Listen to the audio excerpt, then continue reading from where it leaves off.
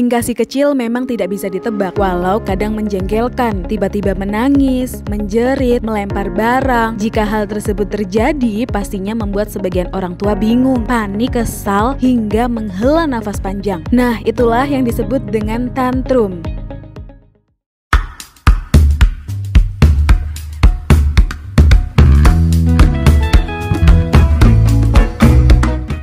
Tantrum adalah ledakan emosi yang muncul saat keinginan seseorang tidak terpenuhi. Dalam hal ini, merupakan ledakan emosi dari si kecil. Umumnya disebabkan oleh terbatasnya kemampuan bahasa anak untuk mengekspresikan perasaannya. Saat itu juga anak sedang meluapkan emosinya. Tantrum akan muncul ketika anak merasa tidak nyaman saat berada di situasi dan kondisi tertentu, atau juga lapar, lelah, dan lain sebagainya. Seperti halnya orang dewasa, saat mereka sedang tidak merasa nyaman akan segera pergi dari tempat itu. Kemudian ditandai dengan adanya perubahan raut wajah, marah, atau berkata bahwa mereka sedang tidak ingin berada dalam situasi tersebut. Bedanya, mereka bisa meluapkan dengan mengungkapkan, sedangkan si kecil kesulitan untuk mengungkapkan. Alhasil menangis hingga muncul berbagai tingkahnya. Kita sebagai orang tua tidak perlu panik saat anak mengalami tantrum, karena tantrum merupakan kondisi normal yang mana bagian dari proses perkembangan si buah hati.